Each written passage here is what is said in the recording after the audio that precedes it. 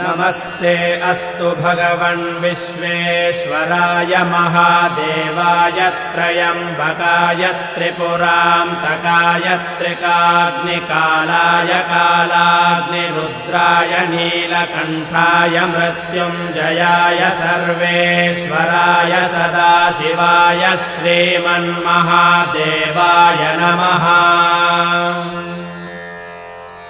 नमो हिरण्यबाहवे सेनान्ये दिशां च पतये नमो नमो वृक्षेभ्यो हरिकेशेभ्यः पशूनां पतये नमो नमः सस्पिञ्जराय द्विषीमते पथीनां पतये नमो नमो बभ्रुषाय विव्याधिनेन्नानां